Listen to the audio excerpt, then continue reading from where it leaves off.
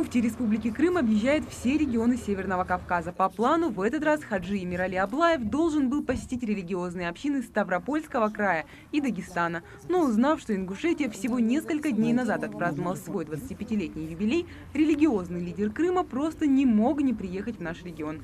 Для муфтия организовали экскурсию по мемориалу памяти и славы. Ингуши одни из первых приняли подданство Российской империи. Это происходило в тяжелые времена, как для как раз и народов, живущих на Кавказе. Дикая дивизия, идущая в атаку последние минуты жизни защитника Брестской крепости Барханоева. Вагон-теплушка, который увозил наш народ в далекие степи Казахстана.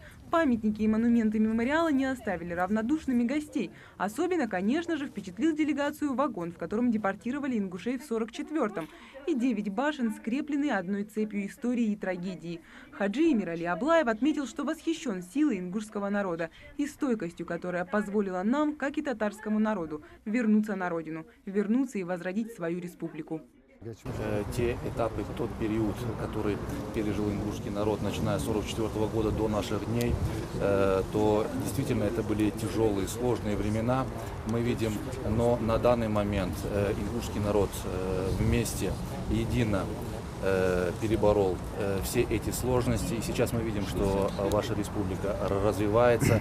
Конечно же, это заслуга всего ингушского народа, дальнейших успехов в работе объединения народа, главе республики, духовным лидерам нации, которые приложили немало усилий для объединения и того прогресса, который на данный момент мы наблюдаем.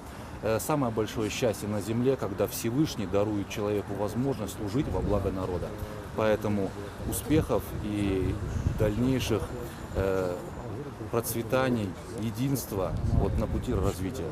А приехали гости по приглашению директора Центра развития духовной культуры НУР Магомед-Башира Албагачиева, который считает, что такие визиты скрепляют дружбу не только внутри Умы, но и способствуют плодотворному сотрудничеству двух регионов. Это, конечно, очень важное мероприятие, так как это укрепляет дружбу народов, укрепляет наши связи. Это, я могу сказать с уверенностью, это первый визит вообще официальных духовных лиц Республики Крым, нашей республики.